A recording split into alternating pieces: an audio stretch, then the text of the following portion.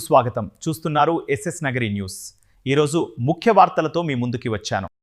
Tailors day సందర్భంగా నగరిలో భారీ rally నిర్వహణ మార్చి 2 సోమవారం నగరి వార్త ఫిబ్రవరి 28 శనివారం టైలర్స్ డే సందర్భంగా నగరి నియోజకవర్గంలోని నగరి పట్టణం మరియు రూరల్ ప్రాంతాలకు చెందిన టైలర్లు ఐక్యంగా ర్యాలీ నిర్వహించారు. ఈ ర్యాలీ నగరి ఓం శక్తి ఆలయం నుండి బస్టాండ్ వరకు సాగింది.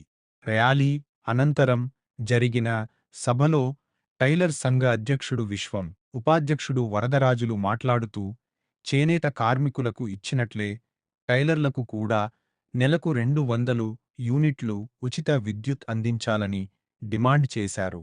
అదేవిధంగా 50 ఏళ్లు నిండిన ప్రతి టైలర్కు పింఛన్ కల్పించాలని రాష్ట్ర ప్రభుత్వాన్ని కోరారు.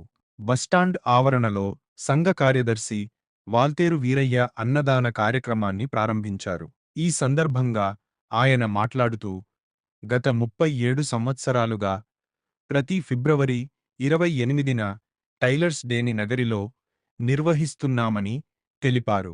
రెడీమేడ్ దుస్తులు విస్తృతంగా వినియోగంలోకి రావడంతో టైలర్కు పని తగ్గిపోయిందని, తమ వృత్తి నిలదొక్కుకునేలా ప్రభుత్వం ప్రత్యేక పథకాలు అమలు చేయాలని విజ్ఞప్తి చేశారు.